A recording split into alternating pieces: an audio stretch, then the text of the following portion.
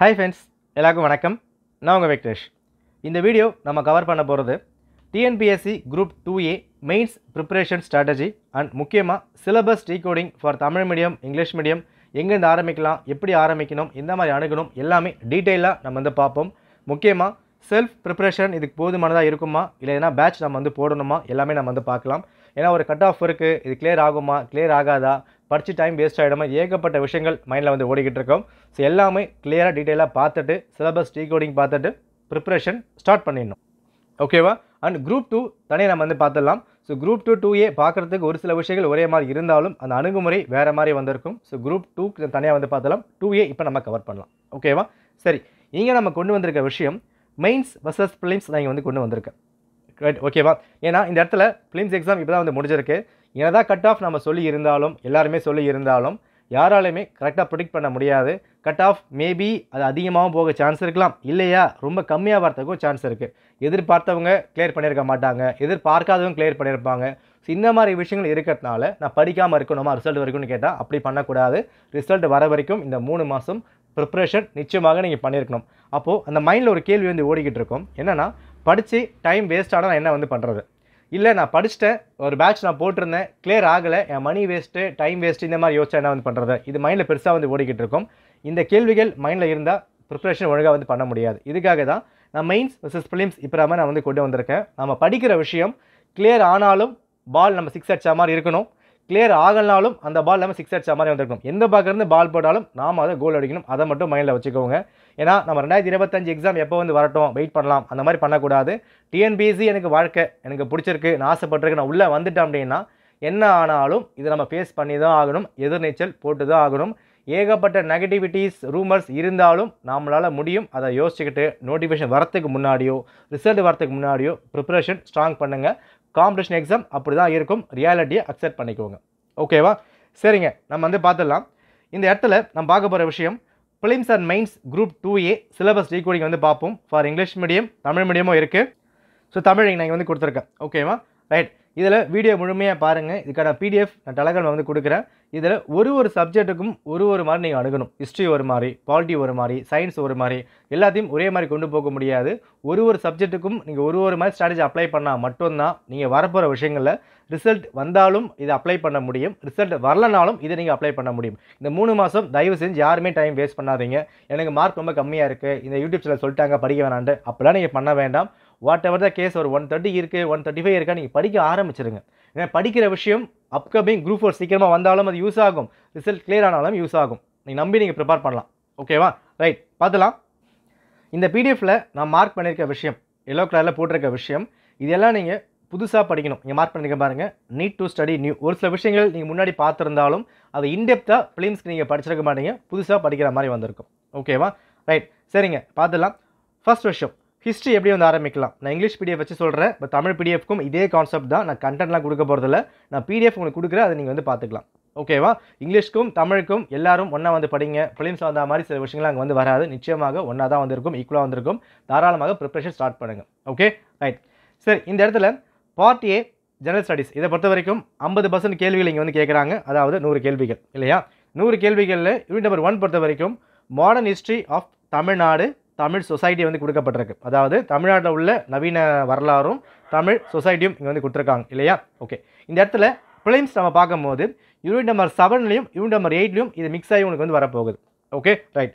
என்னதான் ப்ரிலிம்ஸில் உங்களுக்கு கொடுத்துருந்தாலும் இந்த இடத்துல படிக்கும் போது இன்னும் இன்டெப்த்தாக நீங்கள் வந்து ப்ரிப்பேர் பண்ணி ஆகணும். சரி, ஹிஸ்ட்ரியை பொறுத்த வரைக்கும் நான் என்ன வந்து பண்ணணும், நல்லா வந்து பாருங்கள். ஹிஸ்ட்ரியை பொறுத்த வரைக்கும் நான் மார்க் பண்ணியிருக்கேன்ல, அந்த விஷயத்தை அப்படியே விட்டுருங்க.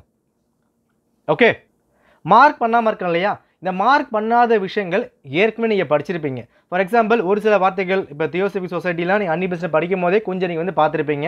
நம்ம சோர்ஸ் எல்லாமே நம்ம வந்து கொடுக்கலாம், பட் செமஸ்டர் புக்லேயே ஆல்மோஸ்ட் எல்லாமே வந்து கவர் ஆகும் உங்களுக்கு. பட் டிகிரி லெவலும் தேவைப்படுது, நம்ம சோர்ஸ் நம்ம வந்து பார்க்கலாம். அப்போ ஹிஸ்ட்ரியை பொறுத்த வரைக்கும் நீங்கள் பண்ண வேண்டிய விஷயம், யூனிட் நம்பர் 1ல் நீங்கள் பண்ண வேண்டிய விஷயம், நான் எதெல்லாம் மார்க் பண்ணலையோ அந்த விஷயங்களில் இன்னும் ஸ்ட்ராங் பண்ணுங்கள்.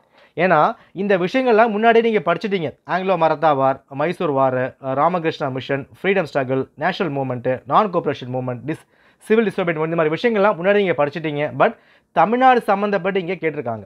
இல்லையா? அப்போ நீங்கள் என்ன பண்ணுங்க, ஃபஸ்ட்டு விஷயம் உங்ககிட்ட என்ன நோட்ஸ் இருக்குது, Vellur முட்டினி, Poligar rebellion, Maratha war, Mysore வார்லாம் notes நீங்கள் எடுத்திருப்பீங்கல்ல, அந்த நோட்ஸை இன்னும் ஸ்ட்ராங் பண்ணணும். புரியுதா? அப்போ history unit number 1 group 2A பொறுத்த வரைக்கும் நான் மார்க் பண்ணாத விஷயங்களை ஸ்ட்ராங்காக ப்ரிப்பேர் பண்ணுங்க. அப்படி ப்ரிப்பேர் பண்ணும்போது இது எல்லாமே உங்களுக்கு என்ன, உங்களுக்கு குரூப் 4லையும் யூஸ் ஆகும், குரூப் 1க்கு யூஸ் ஆகும், குரூப் 2 ப்ரிலிம்ஸ்க்கும் தேவை, குரூப் 2A மெயின்ஸுக்கும் தேவை. படிக்கிற விதம் மட்டும் தான் வந்து மாறும். நான் புக் வச்சு சொல்லும் போது கிளியராக சொல்கிறேன். பட் சிலபஸ் டீகோடிங் தெளிவாக பார்த்துக்கோங்க. யூனிட் நம்பர் 1 ஹிஸ்ட்ரியை பொறுத்த வரைக்கும் நான் மார்க் பண்ணாத விஷயங்களை ஸ்ட்ராங்காக நீங்கள் ப்ரிப்பேர் பண்ணணும். ஓகேவா? ஸோ ஒரு டாப்பிக்கும் நோட்ஸ் எப்படி எடுக்கலாம், எந்த மாதிரி படிக்கலாம், நான் தனியாக வீடியோ கொடுக்குறேன், அதை நீங்கள் வந்து பார்த்துக்கோங்க. பட் ஃபஸ்ட்டு விஷயம் நீங்கள் பண்ண வேண்டியது இந்த சிலபஸ் டீகோடிங் மட்டும்தான். இதை பண்ணாதவங்க யாராலுமே எக்ஸாம் கிராக் பண்ண முடியாது. சிலபஸ் டீகோட் பண்ணி கம்ப்ளீட்டாக A to Z ஒரு ஃபுல் ஸ்டாப் கம்மா ஐஃபன் மாறாமல் மகப்படுங்க. சிலபஸ் மக்கப் பண்ணால் மட்டும்தான் எக்ஸாம் கிளியர் பண்ணுவீங்க. நீ சிலபஸ் மக்கப் பண்ண மாட்டேன் அப்படின்னா எழுதி வச்சுக்கோங்க, எக்ஸாம் ஹாலில் ஒரு பெரிய ஸ்ட்ரகிள் நீங்கள் ஃபேஸ் பண்ணுவீங்க. கிளியர்? தயவு செஞ்சு சிலபஸை ஃபுல்லாக மக்கப் பண்ணுங்கள், அதுக்கப்புறம் டீகோட் பண்ணுங்கள். இதை பண்ணிட்டாலே பாதி வேலை முடிஞ்சது. சரி, இப்போ நான் பேட்ச் ஜாயின் பண்ணலாமா வேணாமான்னு கேட்டிங்கன்னா உங்கள் தனிப்பட்ட விருப்பம். பட் நான் சொல்கிறது என்ன ஒரு ஆஸ்பிரண்டாக கேட்டிங்க அப்படின்னா இந்த 3 மாதம் நீங்கள் செல்ஃப் ப்ரிப்ரேஷன் தாராளமாக நம்பி பண்ணலாம். ஏன்னா உங்கள் நோட்ஸ் தான் திரும்ப நீங்கள் ரிவைஸ் பண்ண போகிறீங்க, ஒரு சில விஷயங்கள் வெளியே எடுக்க போகிறீங்க. இருந்தாலும் இந்த 3 மாதத்துக்கு இதை ப்ரிப்பேர் பண்ண டைம் கரெக்டாக வந்திருக்கும். செல்ஃபாக நீங்கள் வந்து பண்ணலாம். ஏன்னா ஒரு பேட்ச் நீங்கள் வந்து போடுறீங்க அப்படின்னா எடுத்தவொடனே டெஸ்ட் பேட்சாக அதிகமாக எல்லோரும் வந்து போடுவாங்க, கிளாஸ் கம்மியாக தான் வந்து இருக்கும். டெஸ்ட் பேட்ச் அப்படின்னு போடும்போது கொஷின்ஸ் மட்டும் தான் இருக்கும், கீக்கு என்ன பண்ணுவீங்க அதை மட்டும் மக்கப் பண்ணால் போதுமானதாக இருக்காது. கண்டென்ட்டை நீங்கள் ஸ்ட்ராங் பண்ணி ஆகணும். இந்த ஃபஸ்ட்டு 3 மந்த்துக்கு இந்த மாதிரி மட்டும் நீங்கள் படிச்சுக்கோங்க. ஹிஸ்ட்ரி நம்ம சொல்லிட்டோம். ஓகேவா? அடுத்தது administration of states with reference to Tamil Nadu. Tamil Nadu சம்மந்தப்பட்ட நிர்வாகம் இங்கே வந்து கொடுத்துருக்காங்க.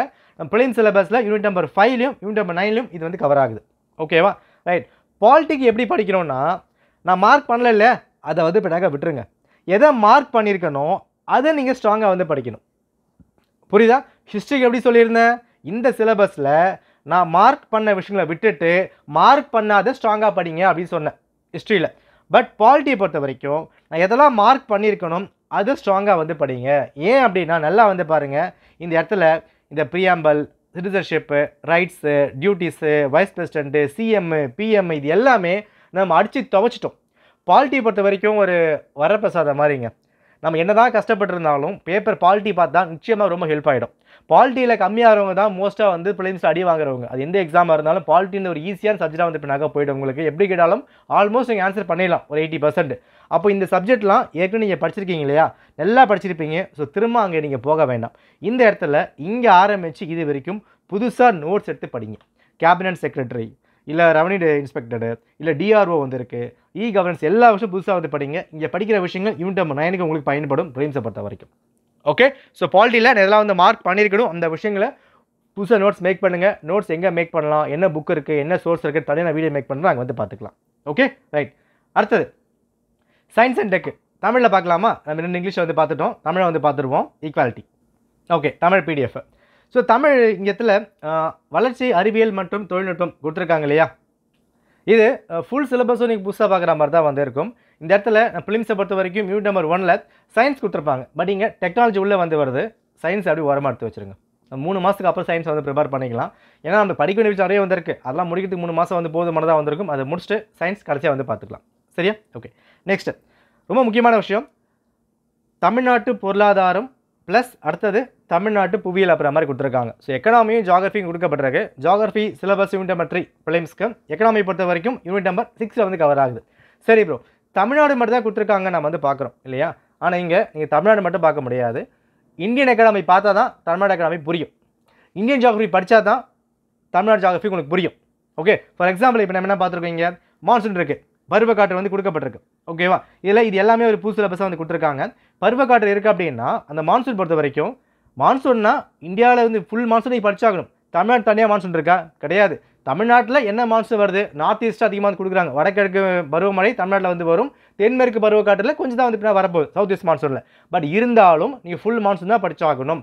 சவுத் ஈஸ்ட் மான்சூன் தான் என்ன, ஈக்குவேட்டர் எப்போ வந்து கிராஸ் ஆகுது, என்ன டெம்பரேச்சர் வந்து வருது, என்ன மாதிரி வந்து கிராஸ் ஆகி வருது, எப்போ மழை வந்து வருது, சவுத் ஈஸ்ட் மான்சூனில் தமிழ்நாட்டுக்கு பாதிப்பு இருக்கா, பாதிப்பு இல்லையா, தேனி பக்கம் மழை வந்து வரும், ஸோ அப்போ எங்கே வந்து வருது, இந்த மாதிரி எல்லா விஷயங்களும் இந்தியன் ஜாகிரஃபி லிங்க் பண்ணி தான் அதை நீங்கள் படிக்க முடியும். இப்போ சாயில் வருதா, ஒரு பிளாக் சாயில் படிக்கிறீங்க, தமிழ்நாட்டில் பிளாக் சாயில் இருக்குது, அலுவியல் இருக்குது, மற்ற விஷயங்கள் இருக்கா. இப்போ அந்த பிளாக் சாயில் தமிழ்நாட்டில் மட்டுமா இருக்குது? கிடையாது. அந்த கோயம்புத்தூர் பார்டரில் வரும்போது கேரளாவிலும் கொஞ்சம் கிட்ட வந்து வரும், கொஞ்சம் மேலே போகும்போது ஆந்திரா, கொஞ்சம் கர்நாடகா, கொஞ்சம் மகாராஷ்டிரா, எல்லாம் மிக்ஸ் ஆகி தான் வந்து நாங்கள் வரும். அப்போ இந்த ஒரு விஷயமும் இந்தியன் ஜியாகிரஃபி, இந்தியன் எக்கானமி படிக்கும் போதும் தமிழ்நாடு லெவலையும் லிங்க் பண்ணி நீங்கள் ப்ரிப்பேர் பண்ணுற மாதிரி இருக்கும். ஓகேவா? இந்த இடத்துல எக்கனாமி பொறுத்த வரைக்கும் நிறைய டாபிக் புதுசாக உங்களுக்கு வந்து பின்னாடி ஃபீல் ஆகும். நிறைய விஷயம் நீங்கள் பார்க்கும்போது என்ன புதுசாக இருக்க அப்புறம் மாதிரி வந்திருக்கும். ஸோ ஒரு டாப்பிக்கும் தனித்தனியாக நோட்ஸ் நீங்கள் மேக் பண்ணணும். ஓகே, ஃபார் எக்ஸாம்பிள் நீங்கள் வந்து இருக்குது மாநில நிதிநிலை அறிக்கை அப்புறம் மாதிரி வந்து கொடுத்துருக்காங்களா, இதுக்கான பேஸ் எங்கே? Central budget.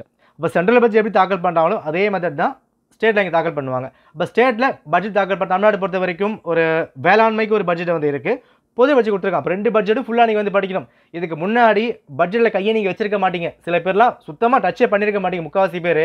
ஆனால் மெயின்ஸ் வரும்போது கவர்மெண்ட் கொடுக்குற அந்த பிடிஎஃபை ஃபுல்லாக படிச்சாகணும். நமக்கு கண்டென்ட் போகிறதுக்கும் கண்டென்ட் வந்து கிடச்சாச்சு. அந்த வேளாண்மை பட்ஜெட்டும் அந்த பொது பட்ஜெட்டும் ஒரு பிடிஎஃப் வந்து வரும், கவர்மெண்ட் ரிலீஸ் பண்ணுவாங்கல்ல, அது ரெண்டுமே ஃபுல்லாக நீங்கள் ப்ரிப்பேர் பண்ணி ஆகணும். அது ஃபுல்லாக பேஸ் பண்ணியும் மெயின்ஸ் கேள்விகள் நிச்சயமாக கேட்பாங்க. ஏன்னா 20 கேள்விகள் இருக்குது அப்படின்னா அதிகமான கேள்விகள் அங்கே தான் வந்து வரும். மற்ற எல்லா விஷயங்களும் ஓவரால் நம்ம நோட்ஸை வந்து மேக் பண்ணி ஆகணும். அது எப்படி மேக் பண்ணலாம் நான் சோர்ஸ் கொடுக்கணும் நான் கொடுக்குறேன். ஓகே, ஸோ எக்கனாமி பொறுத்த வரைக்கும் இந்த 3 மாதம் நீங்கள் ஆரம்பிச்சிடும், ஒரு டாப்பிக்கும் பிரித்து வந்து படிச்சாகணும். அதை நான் கொடுக்குறேன், அதை நீங்கள் ஃபாலோ பண்ணிக்கணும். ஓகேவா? ரைட்.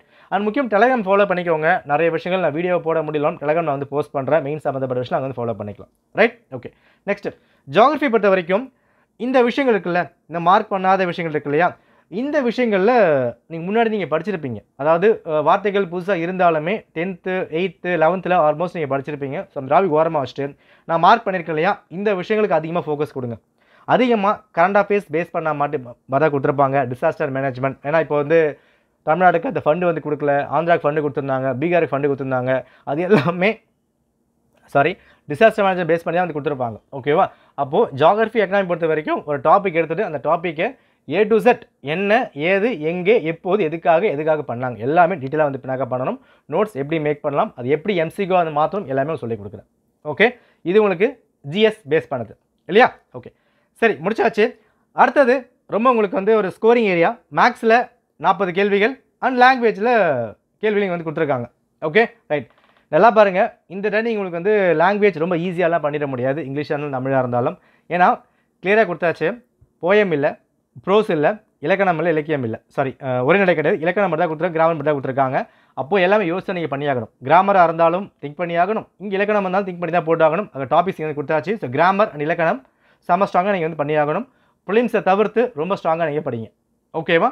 அடுத்தது மேக்ஸ் பொறுத்த வரைக்கும் இங்கே ஒரு சில கேள்விகள் முன்னாடி நம்ம வந்து பார்த்துருப்போம். ஃபார் எக்ஸாம்பிள் டைஸ் நீங்கள் படிச்சிருப்பீங்க, தமிழில் போக எனக்கே வந்து பின்னாக புரியல. அண்ட் புதிர்கள் நீங்கள் வந்து படிச்சிருப்பீங்க, சதுர நிறைவை நீங்கள் வந்து படிச்சிருக்கலாம், அண்ட் மிரர் இமேஜ் வந்து படிச்சிருப்பீங்க.